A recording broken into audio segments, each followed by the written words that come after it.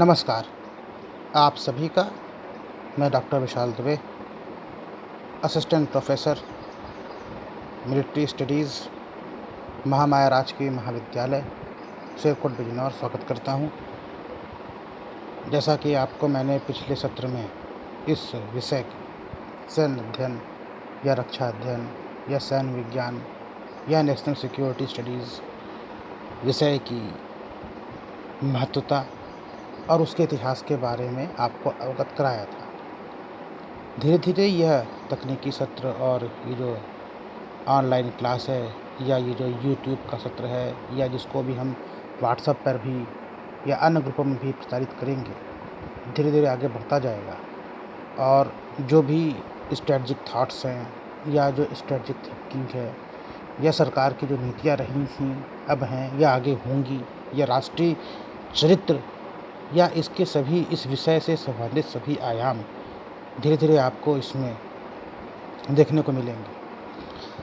चलिए अब हम आपको इस सत्र में ये बताने का प्रयास करते हैं कि आपको विभिन्न कक्षाओं में, स्नातक में, आपको इसके कौन कौन से आपको सिलेबस देखने को मिलेंगे, क्या क्या उसका कंटेंट होगा, क्या क्या चैप्टर्स होंगे, ताकि आप उस तरफ अपने आप को आगे ले चलें। देखिए, सबसे बड़ी बात तो ये है कि आपको जिस भी यूनिवर्सिटी से आप संबंधित हैं, सभी उत्तर प्रदेश की सभी राज्य विश्वविद्यालयों का सिलेबस एक है और आपको वो साइट से अपलोड हो जाएगा।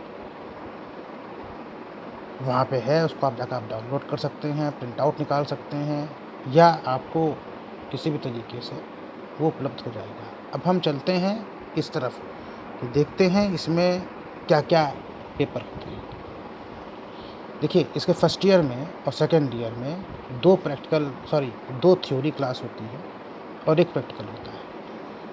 जबकि थर्ड ईयर में क्या होता है, 3 थ्योरी क्लास होती हैं और एक प्रैक्टिकल होता है। तो इस तरीके से ये विषय आगे बढ़ता है।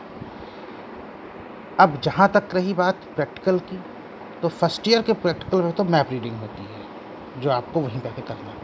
फ़िलहाल अब आप इसको देखते चलेंगे धीरे धीरे करके कि यह किस तरफ ये विषय अब आगे बढ़ता है।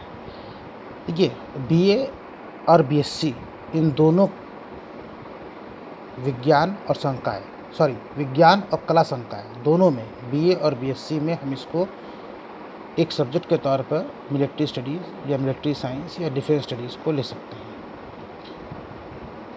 इसका जो फर्स्ट पेपर है, जिसको हम बीए फर्स्ट ईयर या बीएससी फर्स्ट ईयर या ग्रेजुएशन फर्स्ट ईयर कह सकते हैं मोटे तौर पे, उसमें है पहला paper art of war in India up to 1947, मतलब देश की आज़ादी के पहले तक हमारा क्या सैनिक इतिहास था, है ना। जो आर्ट ऑफ वार थी, युद्ध कला थी, वो क्या थी। तो उसमें जो पहली यूनिट है वो है एंशिएंट इंडिया, जिसमें हम वैदिक काल की बात करते हैं। उसके बाद हम उसके विभाजन की बात करते हैं,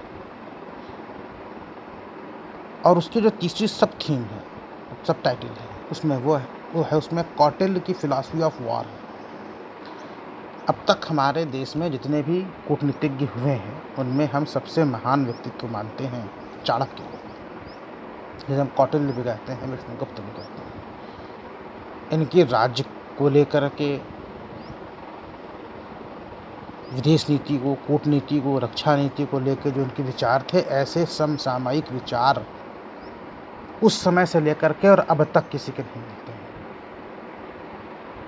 बहुत ही ज्ञानपूर्ण व्यक्ति थे, ज्ञानवान थे, और आज भी उनकी इम्पॉर्टेंस कहीं से भी कम नहीं हुई है। दूसरी यूनिट आती है लेट एंशिएंट पीरियड की, जिसमें हम decline of chariots and rise of cavalry की बात करते हैं कि किस तरह रथों की महत्ता ख़त्म हो गई, फिर राजपूत सिस्टम क्या था, और तराइन का युद्ध जो 1192 में हुआ था, उसकी बात करते हैं। यूनिट 3 आती है मिडवल पीरियड की, मिडवल इंडिया के नाम से, जिसमें हम सोमनाथ का युद्ध, मुग़ल सैन्य व्यवस्था, मराठा सैन्य व्यवस्था और सिख सैन्य व्यवस्था की बात करते हैं। यूनिट 4 में हम बात करते हैं ईस्ट इंडिया कंपनी की, 1857 के पहले स्वतंत्रता संग्राम की। और जब यहाँ पे अंग्रेज़ आए तो उनके आने के बाद देखिए, अंग्रेज़ यहाँ पे 2 तरीके से आए। एक तो आए 1857 के पहले, जिसके बाद हमारे आज़ादी की लड़ाई शुरू हुई, और दूसरा, तब तक वो बिजनेसमैन के तौर पे थे, यहाँ पर थे। इनके यहाँ पर सिर्फ व्यापारिक सेनाएँ थीं। लेकिन जब ये ख़त्म हो गया तो उसके बाद अंग्रेज़ों की सरकार ने या ब्रिटिश संसद ने भारत में अपना सीधे डायरेक्ट हस्तक्षेप किया, और हम फिर अंग्रेज़ों की जनता बन गए। भारत की बात कर रहा हूँ। तो उसका सबसे बड़ा जो प्रभाव ये हुआ कि उसके बाद उन्होंने, मतलब राजा ने, जो इंग्लैंड के राजा थे, उन्होंने यहाँ पे सेना में क्या बदलाव की, हम उसकी बात करेंगे। उसके बाद हम आगे चलेंगे प्रेसिडेंसी आर्मीज़ और सेना का भारतीयकरण। देखिए, प्रेसिडेंसी आर्मी में 3 प्रेसिडेंसियाँ होती थी, कलकत्ता, बॉम्बे और मद्रास। ठीक है। उसके बाद जो फर्स्ट ईयर का जो प्रैक्टिकल होगा, सॉरी, अब हम आते हैं पार्ट 1 के ही पेपर 2 में। उसका नाम है evaluation of armament and western art of warfare. देखिए, उसमें हम बात करते हैं फ्लैंक्स की, ग्रीक फ्लैंक्स की, रोमन लीजन की, और उस समय के उनके यहाँ के सरदारों की। फिर हम बात करेंगे age of gunpowder and steam की, भाप का युग जिसको कहते हैं, गन पाउडर, बारूद, जिसमें हम गुस्तावस एडोल्फस की बात करते हैं, नेवल पावर के डेवलपमेंट की बात करते हैं, कि आज के जो भी आर्टिलरी है, तोपखाना है, उसका पितामह होने का जो दर्जा प्राप्त है, अगर किसी व्यक्ति को प्राप्त है तो वह है गुस्तावस एडोल्फस को। कहा जाता है तोपों के बारे में जो सुधार हुए वो उन्होंने ही लागू किए। तो इस तरीके से हम गुस्तावस एडोल्फस आदि के बारे में आगे पढ़ेंगे। उसके बाद हम जिस चीज़ की बात करते हैं वह है age of oil and atomic energy. उसमें हम टेक्निकल डेवलपमेंट्स जो हुए इनकी बात करेंगे, फर्स्ट वर्ल्ड वार और सेकंड वर्ल्ड वार की बात करेंगे, और युद्ध में परमाणु का क्या प्रभाव पड़ा। आप सभी को पता है कि 1945 में 2 ही बार परमाणु बम का प्रयोग किया गया था, लेकिन उसकी भयावहता इतनी थी कि उसके बाद दोबारा किसी की करने की हिम्मत ही नहीं पड़ी। और फिर उसी पेपर में जो चौथी यूनिट है वो है साइबर वारफेयर, क्या इसकी कंप्यूटर की क्या आवश्यकता है और उसका युद्ध में क्या यूज़ है। तो आपने देखा होगा कि फर्स्ट ईयर में ही हम वैदिक काल से लेकर के और साइबर सिक्योरिटी तक की बात करते हैं, साइबर वारफेयर तक की बात करते हैं। तो किस तरह यह विषय अपने आप में एक गंभीर होता चला जाता है शुरू से लेकर अंत तक फर्स्ट ईयर में ही।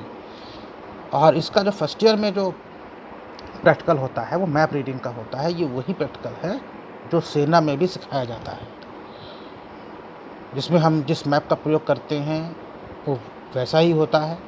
हालांकि उसकी थोड़ा सा मैप में अंतर होता है, उस एरिया का अंतर हो जाएगा। कंपास का यूज़ करेंगे, अन्य सामानों का यूज़ करेंगे, रोटावेटर का यूज़ करेंगे। उस तरीके से हम आगे बढ़ते चलेंगे जैसे सेना भी उसको सीखती है। अब हम आते हैं बीए सेकेंड ईयर या ग्रेजुएशन सेकेंड ईयर के पेपर पे।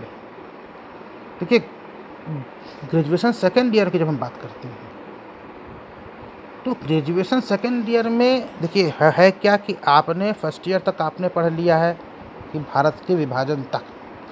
तो अब निसंदेह अब ये जो पेपर होगा वो विभाजन से शुरू होगा। तो इसमें जो है पहला पेपर है पार्टीशन ऑफ इंडिया। उसमें क्या है कि भारतीय सेना किस तरह की थी, भारत का विभाजन किस तरह हुआ, फिर कश्मीर की समस्या कैसे पैदा हुई, और 48 का जो युद्ध हुआ था, बल्कि उसको हम 48 नहीं कहेंगे, हम कहेंगे कि अक्टूबर से शायद ये युद्ध शुरू हुआ था, अक्टूबर के आसपास से। तो अक्टूबर से लेकर के और अक्टूबर 47 से लेकर के और जाकर के इसका संघर्ष विराम 1 जनवरी 1949 को हुआ था। तो लंबा समय तक चला था और देश की आज़ादी के तुरंत बाद है हम पर युद्ध पाकिस्तान के द्वारा थोपा गया था, उसका भी इसमें हमको अध्ययन करना होगा। दूसरा यूनिट उसकी होगी भारत चीन युद्ध 1962 की। उसमें बॉर्डर डिस्प्यूट क्या थे, मिलिट्री ऑपरेशन कैसे चले, उससे हमको क्या सीख मिली, ये होगा। और यूनिट 3 में 1965 1965 भारत पाकिस्तान 1965 और 1971 के युद्ध की बात होगी। चौथे यूनिट में कारगिल, जो सबसे लेटेस्ट युद्ध हुआ था, संघर्ष हुआ था भारत पाकिस्तान के बीच में, उसकी बात होगी। उसके बाद जब हम चलते हैं सेकंड पेपर की तरफ, तो वो है नेशनल सिक्योरिटी। उसमें हमको नेशनल सिक्योरिटी के बारे में बात करनी पड़ेगी। राष्ट्रीय सुरक्षा क्या है, उसके जो आयाम हैं, introduction and determination of security, जैसे नेशनल पावर की बात होगी, नेशन स्टेट, उसके तत्व, सिक्योरिटी किसे कहते हैं, उसका कॉन्सेप्चुअल फ्रेमवर्क क्या है, sovereignty, integrity, insurgency, counter insurgency, इन सब की उस बातों को लेकर क्या बातें बढ़ेंगी। यूनिट 2 में इंटरनेशनल सिक्योरिटी की बात होगी और उसमें हम बात करेंगे कि किस तरह रक्षा, वित्त, विदेश नीति, रीजनल, गृह नीति, इन सबको हम किस तरह आपस में समावेशित करते हैं, किस तरह उसको आगे लेकर चलते हैं। कहा जाता है कि जो रक्षा नीति होती है वो कुछ और नहीं, या इसको हम और आसान शब्दों में कहें तो रक्षा नीति और विदेश नीति दोनों साथ में चलती हैं, क्योंकि जहाँ पर देखिए आपकी कूटनीति विफल होती है वहीं पर युद्ध होता है। युद्ध शुरू होने के पहले हम सारे अपने कूटनीतिक दांवपेच खेल डालते हैं। आपको याद होगा कि युद्ध में भगवान श्री राम भी कूदने के पहले एक बार हनुमान को और फिर अंगद को भेजे थे, वो भी सीधे युद्ध में नहीं गए थे। महाभारत के भी युद्ध में जो हमारा इतिहास रहा है, भगवान कृष्ण को एक बार बीच में भेजा गया था, युद्ध के पहले ही 5 गांव दे दो। तो कोई भी युद्ध हो उसके पहले हमारी सारी कूटनीतिक दांवपेच अगर जब तक फेल नहीं होते हम युद्ध में नहीं जाते। फिर हमारी गृह नीति क्या है, और सबसे बड़ी बात क्या, अगर पैसा नहीं तो आप कोई भी काम नहीं कर सकते, युद्ध भी नहीं कर सकते। तो किस तरह ये चारों नीतियाँ, पांचों, गृह, रक्षा, वित्त, विदेश, रीजनल, किस तरह आगे बढ़ती हैं, इसकी बात की जाएगी।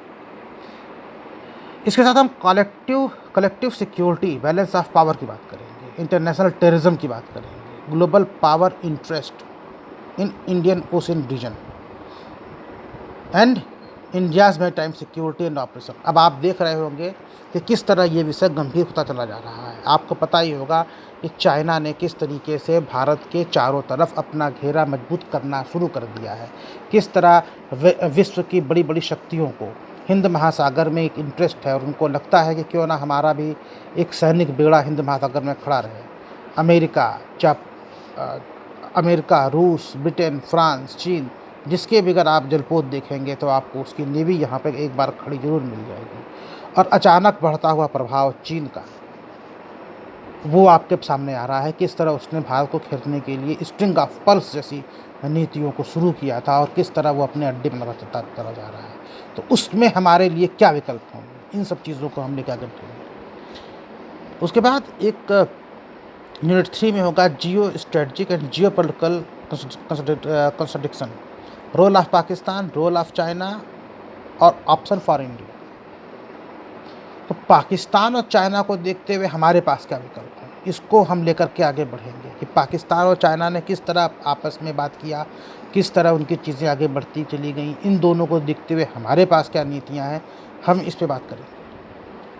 और इसकी जो सबसे लास्ट यूनिट होगी वो होगी India's capability to meet security threat, status of science and technology, need for nuclear power और मिलिट्री कैपेबिलिटी, कि अगर कभी हमारी सुरक्षा को खतरा हो तो हमारी साइंस टेक्नोलॉजी, हमारी परमाणु क्षमता और हमारी सैनिक क्षमता कैसी है कि हम उसको किस तरीके से, जो खतरा हमारे सामने आएगा, हम उससे निपट सकते हैं।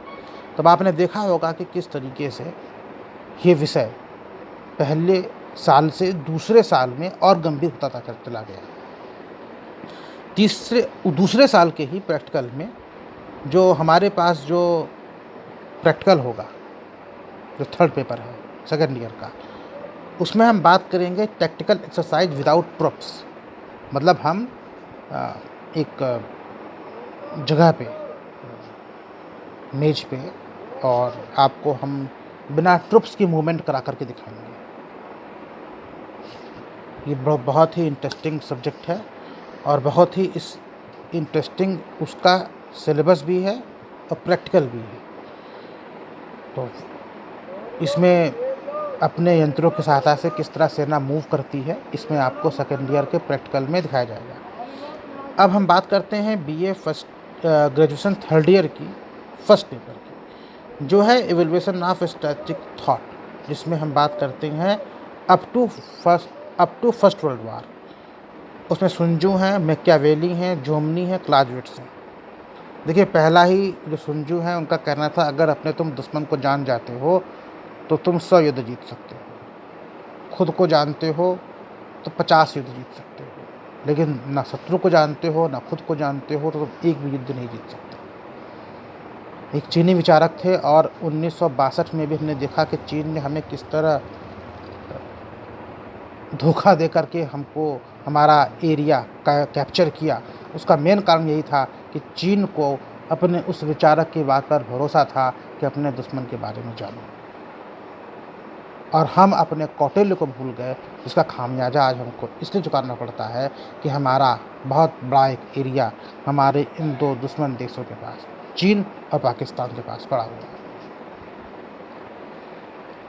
मैकियावेली के बारे में कहा जाता है, अब देखिए, स्ट्रेटजिक थॉट, हम कहते हैं कि हमारे यहाँ स्ट्रेटजिक थॉट की कमी थी, या हमारे यहाँ थॉट प्रोसेस नहीं था, या हमारे यहाँ चिंतन की व्यवस्था नहीं थी। वो क्यों नहीं थी, वो देखिए।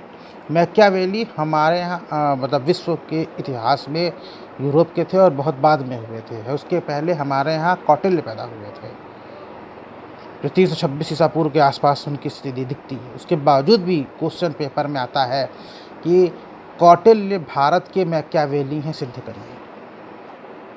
भाई, कौटिल्य तो उसके कितने 100 साल पहले हो चुके थे, तो आपको ये कहना चाहिए कि मैकियावेली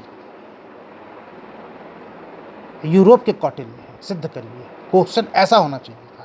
क्वेश्चन क्या होता है हमारे भारत में कि कौटिल्य भारत के मैकियावेली हैं, सिद्ध करिए, या कौटिल्य के विचार मैकियावेली से मिलते हैं, ये सिद्ध करिए। मतलब कुल मिलाकर ये दिखाया जाता है कि कौटिल्य जो हैं उनके थॉट प्रोसेस कहीं ना कहीं, या उनकी सोच कहीं ना कहीं दिखाई जाती है कि वो मैकियावेली से नीचे की थी। क्यों? क्योंकि हमारे यहाँ कभी हमने अपने आप को या अपने विचारकों को ऊपर समझा ही नहीं। ये हमारे साथ एक बहुत बड़ी भूल थी, और इस चीज़ की मैं निंदा करता हूँ। मैं मानता हूँ कि कौटिल्य से बड़ा कोई महान विचारक नहीं था। उनकी अर्थशास्त्र आप पढ़ के देखिए, उनकी युद्ध नीति, प्रकाश युद्ध, ये सब पढ़ के देखिए, बहुत सी चीज़ें स्पष्ट हो जाती हैं। उनके जैसा मंडल सिद्धांत आज तक किसी ने नहीं दिया कि कौन दोस्त हो सकता है, कौन दुश्मन हो सकता है। उसके बाद जो सेकंड यूनिट है, उसमें बिटवीन टू वॉर्स की हम बात करते हैं। टू वॉर्स क्या? First world war and second world war, ठीक है। उसमें कार्ल मार्क्स हैं, लेनिन है, डुहेट है, ए.टी. महान है, लिटिल हार्ट है। लिटिल हार्ट टैंक वॉरफेयर के थे, ए.टी. महान समुद्र शक्ति के थे, मतलब नौसेना की बात करते थे। डुहेट एयर पावर की बात करते थे, और कार्ल मार्क्स इंडस्ट्रियल सोसाइटी की बात करते थे, औद्योगिक समाज कैसा होगा, वामपंथ स्वयं कहते हैं, है ना। तो मार्क्सवादी विचारधारा यही है कार्ल मार्क्स। उसके बाद यूनिट 3 में आफ्टर वर्ल्ड वॉर 2 आएगा, जिसमें माओ से तुंग और चेगुवेरा की बात की जाती है। चेगुवेरा गुरिल्ला वारफेयर की बात करते हैं, माओ से तुंग रिवोल्यूशनरी वारफेयर की बात करते हैं। ये माओ से तुंग वही है जो कहते थे कि बंदूक की नली से सत्ता निकलती है। चाइना के थे, और इन्होंने वहाँ पर माओ से तुंग ने अपनी क्रांति करी थी, और उस समय की चीन की सरकार को वहाँ से पेकिंग से भाग करके ताइवान में शिफ्ट होना पड़ा था, जिसको हम फार्मोसा द्वीप कहते थे। उस ताइवान को आज भी WHO ने वुहान से निकले हुए कोरोना वायरस के बावजूद भी WHO ने कोई सहायता नहीं की, इसलिए कि चीन गुस्सा हो जाएगा। इसके साथ ही जब हम और आगे बढ़ेंगे तो मॉडर्न थ्योरीज आएंगी, थ्योरी ऑफ डिटरेंस और डिसआर्मामेंट एंड आर्म्स कंट्रोल। तो भय निवारण कह सकते हैं इसको, डिटरेंस वही है, मतलब भय दिखाना, भय निवारण। और दूसरा एक थ्योरी है आती है, जिसको हम कहते हैं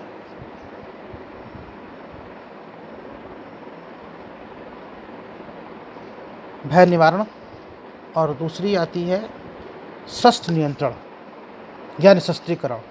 तो देखिए निशस्त्रीकरण जो है एक बहुत बड़ी चीज़ हो जाती है, वो एक आइडियल कंडीशन है, लेकिन उसको पाने के लिए हमको शस्त्र नियंत्रण के थ्रू जाना पड़ेगा।